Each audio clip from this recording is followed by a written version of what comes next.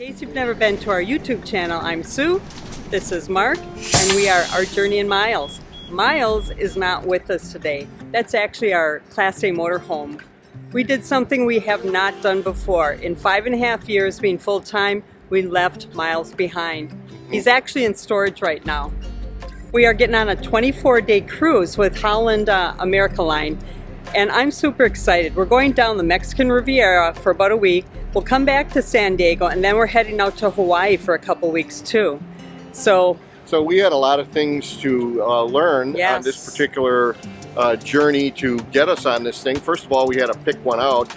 And when we were driving around with our RV for 5.5 years, we always said that one of the things we wanted to do was go on a cruise and be able to take advantage of the fact that we could drive in the parking lot right next to the ship and just leave our home behind and not have to incur the cost of airfare. Right. We've seen some slight fallacy in that because we incurred the $100 charge for the RV, and we got parking for our car when we drove into the city. But nonetheless, this is a whole adventure for us. One of the things that's the most important that we figured out is we had to spend about 15 minutes to figure out how to say the name of this damn ship. Koningsdam. The Koningsdam. Like an ice cream cone. So anyways, an extra expense was to stay at the Wyndham across the street here. Close enough. 2-3 minutes, walk across the street, we're here. So literally walked across the street with our luggage. A lot of luggage. So this is our adventure, being a full-time RVer, for the first time leaving our motorhome behind in 5.5 years being full-time, and all the organization just to get here. Sue and I would like to invite you to come along as we show you all of the various things that we had to do to get ready to temporarily interrupt our full-time RV life so we could go on this 24-day cruise. First thing we had to do is show proof of vaccination and being virus-free, and we've obviously got tons of other things to show you here. After this video in the following weeks, we'll probably have a couple of episodes to show you how the cruise went. But right now, let's get back to the main show. So because we're full-time, we do carry luggage, and mainly because I fly home, it seems like every 3 or 4 months to see my daughter, my grandson, family. And, there's not a whole lot of room to pack this luggage. So Mark needed luggage. Check this out. This is how tight it compacts compared to mine. And we'll show you just how big it actually gets once it's all unfolded. This is the part I hate about traveling. Packing luggage. I'd rather take it with me. Okay, now imagine this. You're packing, you got tons of stuff to do, you don't really even know what you're supposed to do because you've never done it before, but then all of a sudden your wife breaks her tooth, you call a bunch of places, they say they can get you in, you go there, they run you through the program, they scan your tooth, they tell you it's going to be ready, you jump in the car, you drive back another 4 hours round trip, but then on the way there you get a message that says that the tooth isn't ready, but then it is ready, but then it's not ready, then it is, then it's not. But finally, it was installed, and a rainbow came out, and we were good to go. One of the things that Sue had to do was get someone to take care of her plants while we were gone, and we found a friend in the RV park that volunteered to water them. Here's those blue suitcases all packed up, but the real corker was because we had to spend an entire day that we had not planned on prior to leaving, going back and forth to the dentist. We had to pack our suitcases a day early, and then that meant we sort of had to live out of them. Our friends Pat and Paul recently stored their RV when they were gone for about 5 weeks after the caravan. And they gave us a little sheet of paper, and I'm like, yeah. Like this is going to be important, Well, I read it. One of the things that they wanted us to do was to empty this ice tray out. You can see all of this ice here. If we shut the rig off and left, and unknowingly all this ice was in here, it would probably overflow this, and it would come out that hole there, and it would come out the bottom hole, and it would just end up pouring down into the bottom of the refrigerator. And we'd have a big mysterious pool there. And we would think that it was all sorts of other different things that happened, when in fact it was something as simple as, where is this ice going to go once we shut the rig off? So on our Maytag, the way you turn the ice maker off is really easy. This is the way I emptied it, and our on-off switch is in here. All right, I did my best trying to clean this place out, but Pat's going to come by and hopefully take some of this with her. Wonder if there's anything on the back here that I didn't read. Oh, yeah, it says remove all cash from the safe in the back of the rig and give it to them for safekeeping. Well, they were right on everything else. I'm going to go do that, honey. I'll be right back. It's going to be harder getting these in than out. That is one big suitcase. How come Mark isn't doing that? I'm protecting his back. I care about him. Yeah. Plus, it was the marital agreement. He keeps telling me that one. I was just going to say, with marital agreement, anything that's hard in our relationship you do, and I do all the easy stuff. Here, let me get this one. Yes.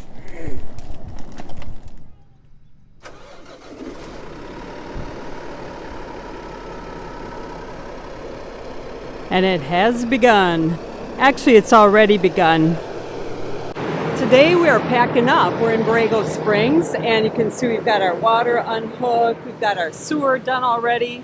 We are actually doing something we've never done with Myles before. I hope he forgives us. But we're going to be storing him for about 26 days, I think. We are driving to San Diego, and we are going to hop on a cruise ship. It's a 24-day down the Mexican Riviera, and then back to San Diego, and then out to Hawaii, and then back. So we've never done this before. So if anybody has suggestions on how they store their rig and all the things they do, we appreciate comments for that. But we did get a lot of people giving us suggestions on what they do. Like Pat and Paul actually gave us a list of things they do. They've stored their RV many times in the south to fly home, or to New Zealand, or wherever they're going. So we've got their list. So we're all unhooked. One thing we did I'd never thought about was take care of your toilets. So you can see we're packing up things here. One of the things on our list that Pat gave us is make sure you put saran wrap on the toilet. Make sure there's enough water in there. And I guess the whole idea is to keep it from evaporating. So saran wrap is on. That job's done. Next. All right, one thing is they said this is... Oh my gosh, Mark. Can you help me setting these traps? Oh my God, Come serious? On. I didn't know this was this hard. Oh. Paul suggested putting the rodent repellent down in the bay. That'll push them away, keep them away. So Mark, being Mark, he also got a lot of traps. We're going to put these inside it. So if they get past the repellent, they will not be leaving. Another thing is cleaning out the fridge. Whoop. So we're packing a lunch for our ride to San Diego, but otherwise we gave a lot of our stuff that needed to be refrigerated to Pat and Paul. Slides are going in. We're getting there.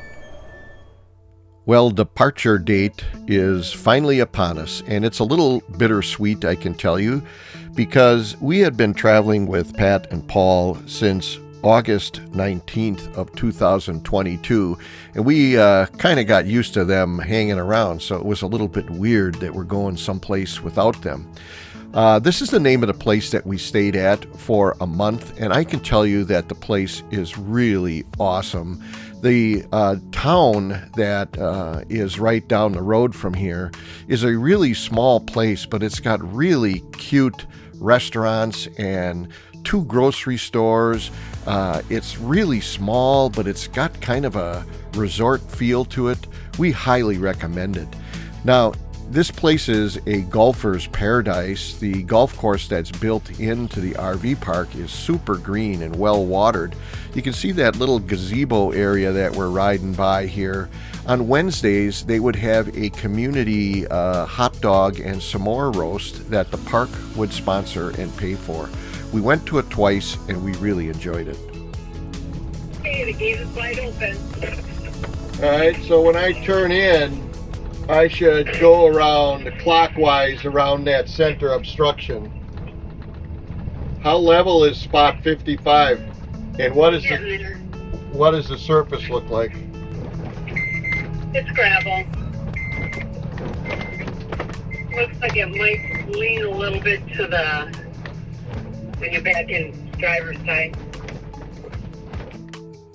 God only knows what the guy was thinking of when he designed this entry gate here, but I got through it okay, and you can see that finally when I was clear. I drove a normal speed to be able to, stuff Myles into spot 55, and with Sue's help, I was in position in a matter of minutes.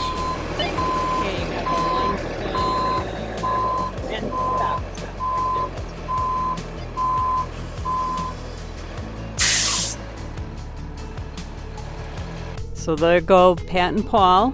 They came to check on us, make sure we're storing it okay, turning everything off, and saying our goodbyes. We have been with them for 6 months with a few breaks in there, but wow. It's going to be hard going places without them. So Mark is working on turning things off. We've got this solar system and the inverter. He's got batteries disconnected. Breakers all turned off. These are all things that people have told us to do, so we're doing it. And like I said before, if you have any suggestions, things that you do when you're putting your rig in storage for a while, leave a comment. Let us know. So here's what the Chan man looks like when he knows something isn't right and he feels a little trapped, because we're kind of on a schedule that we had to get going, and we had to drive 2 hours to San Diego. And here I am that night before I go to bed, studying and worrying about what was that incessant beeping noise that still was happening, even though I had everything turned off. Now, what we don't show is we actually drove out of the lot, locked the gate, and right before I got back on the roadway, I drove back in, unlocked the gate. Sue didn't get mad at me. She was very patient. And I switched back on my solar cells just so that I could at least power the beeping, and God only knows what else was still on, but I had to get going. And even though I'm conducting business right here, parking our car and continuing on to the hotel, trust me, my mind was still with Myles at the storage lot. Look at all that luggage.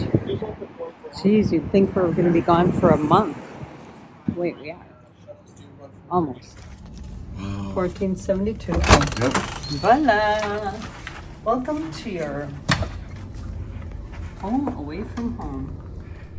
Ooh. Hey Sue, what are you doing right now? All right, we're doing some recon. Huh? We're trying to figure out how long it will take us to get to the pier.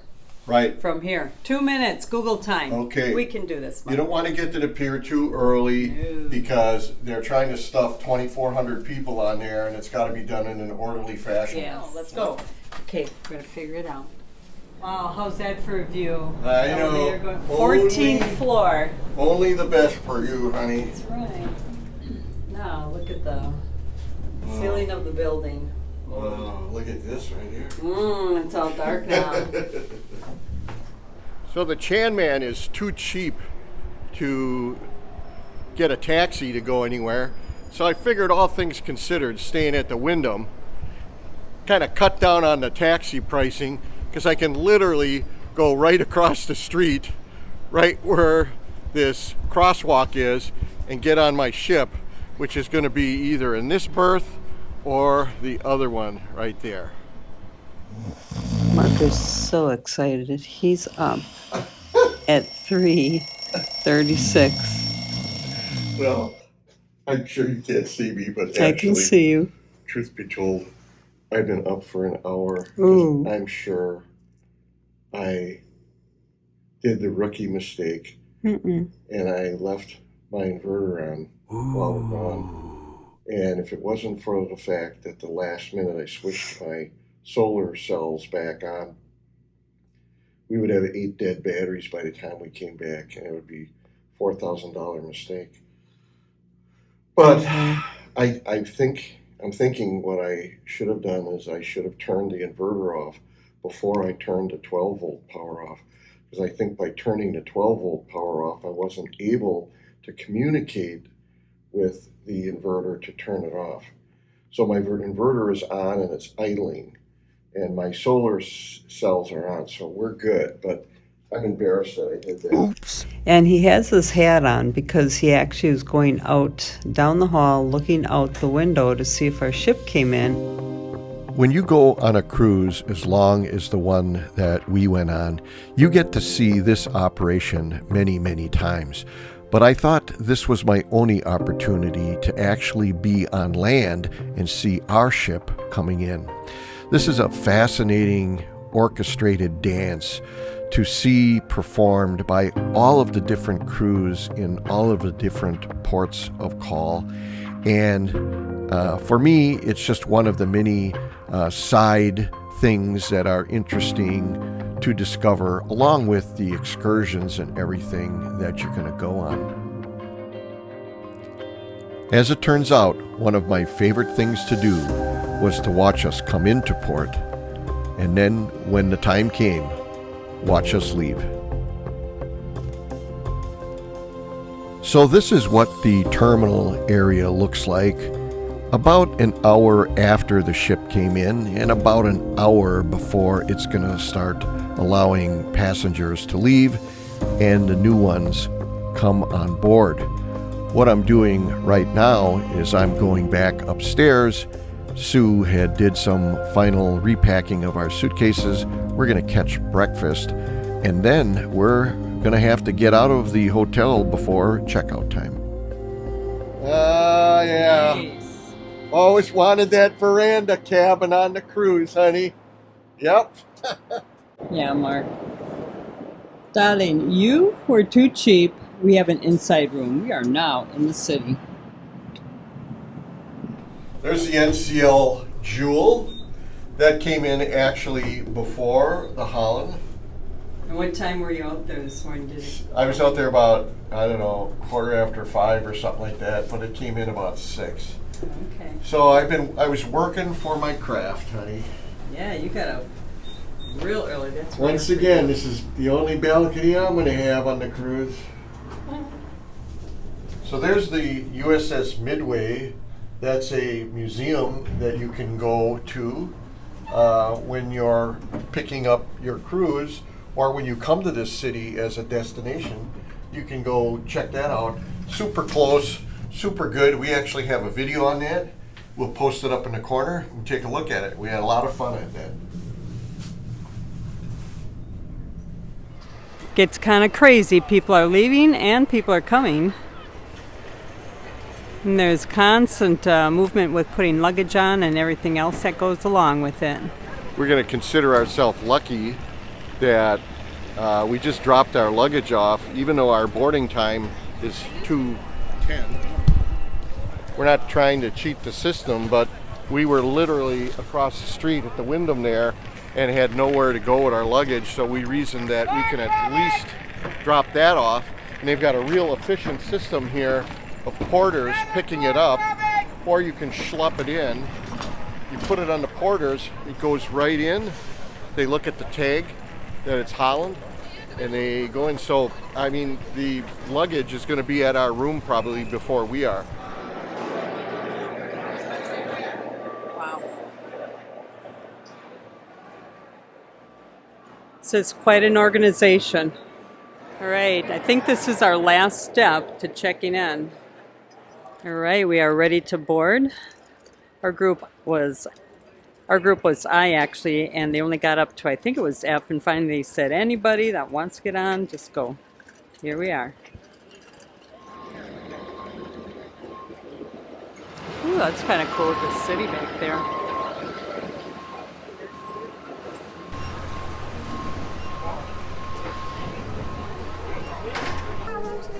All right, we came on this level, and this is our level.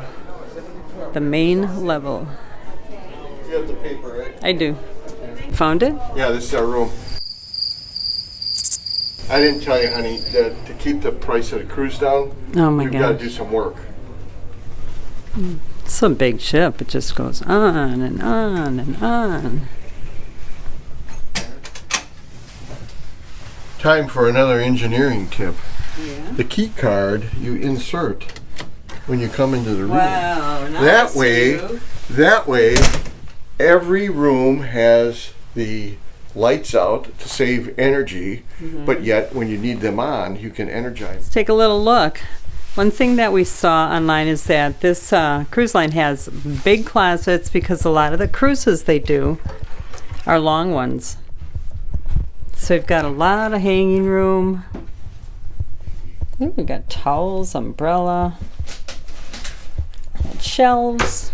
Now you'll notice. Not too. Oh, we have a safe here, hon. Excellent. You will notice. And a fridge. What will I notice, Mark?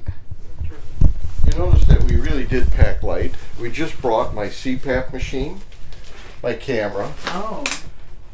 Sue brought a little bag. All right, so I've got two So all of bags. our swimming suits and my Speedo in there, and the computer. We're good. Basically, they haven't delivered our luggage yet. Oh, okay. All right, that's Yeah. okay. Yeah. It's nice. Looks like a china area. You got bottled water, more storage.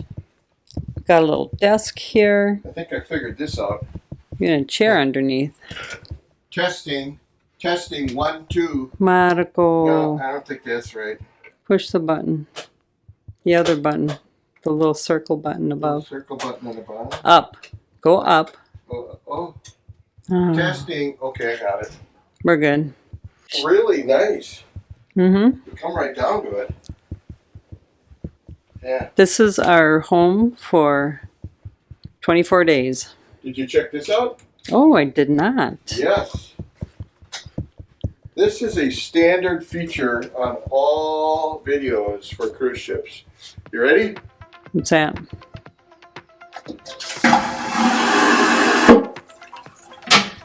Mark. Wish I had that in an RV. Whew, that baby works. This is really big in here. Oh my gosh, look how big this. Yeah.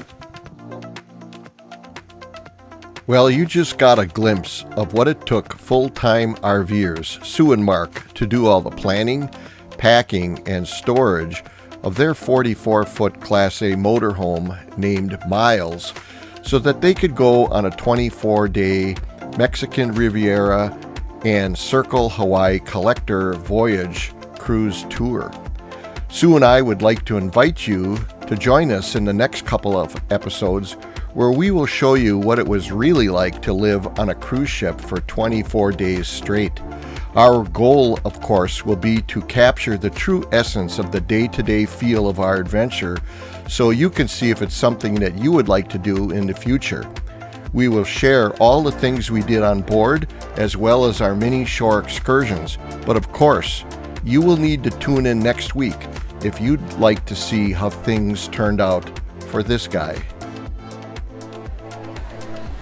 Oh, they got your photo out. Yeah. Thank goodness. Actually, I've come down a little bit from that since I've been on the cruise. I've been not eating quite as well as I used to, but